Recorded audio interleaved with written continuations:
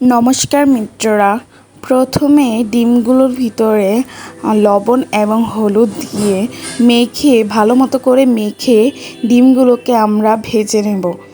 আর ডিমের কারি রান্না করার জন্য ডিমগুলোকে প্রথমে একটু হালকা করে আমাদের সবসময় ভেজে নিতে হবে। আমি অল্প স্বল্প করে ভেজে নেব, বেশি কড়া করে ভাজার দরকার নেই। বেশি কড়া করে ভাজলে খেতে আবার তেমন একটা ভালো লাগে না। হালকা করে ভাজা শেষ করে আমি ডিমগুলোকে নামিয়ে নেব।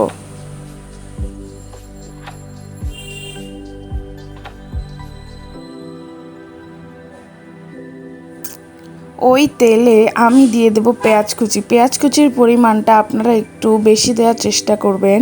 পেঁয়াজ কুচি দেওয়া শেষ হলে আমি দিয়ে দেব রসুন কুচি।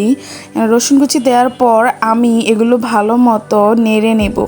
নেড়ে এর মধ্যে আমরা অ্যাড করব হলুদ গুঁড়ো এবং লঙ্কা গুঁড়ো এবং লবণ।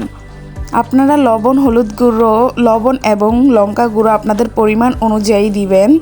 যে যতটা মরিচ খান সে ততটাই লঙ্কা গুঁড়ো দেবেন। এরপর আমরা একটু জিরে বাটা অ্যাড করব। জিরে বাটাটা দিলে খেতে আর একটু ভালো লাগে।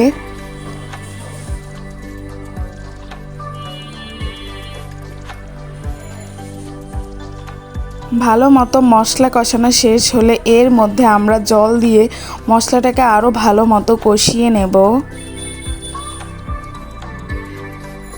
মশলার জলটা যখন একেবারে শুকিয়ে আসবে তখন এর মধ্যে আমরা আর একটু জল দিয়ে ভালো মতো কষিয়ে নেব। ভালো মতো কষিয়ে নেওয়া শেষ হলে আমরা ভেজে রাখা ডিমগুলো দিয়ে দেব।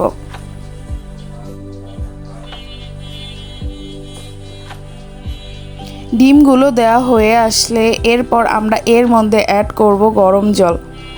গরম জল দিলে আমি বারবার বলি খাবারের স্বাদটা দ্বিগুণ বেড়ে যায়। আমরা গরম জলটা দিয়ে শেষ করে মশলাটাকে ফুটতে দিতে দেব।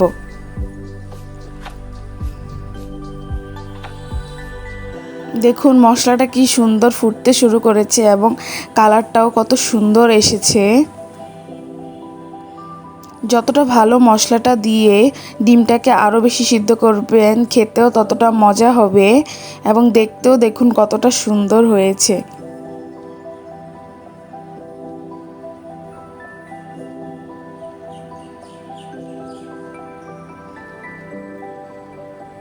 এখন আমরা একটি প্লেটে আপনাদেরকে পরিবেশন করে দেখাচ্ছি। দেখুন ডিমের কারিটা কতটা সুন্দর হয়েছে, দেখতে কতটা লোভনীয় হয়েছে। আপনারা অবশ্যই বাসায় এরকমভাবে একবার ট্রাই করবেন। ট্রাই করে অবশ্যই আমাদেরকে জানাবেন খেতে কেমন হয়েছে। টাটা।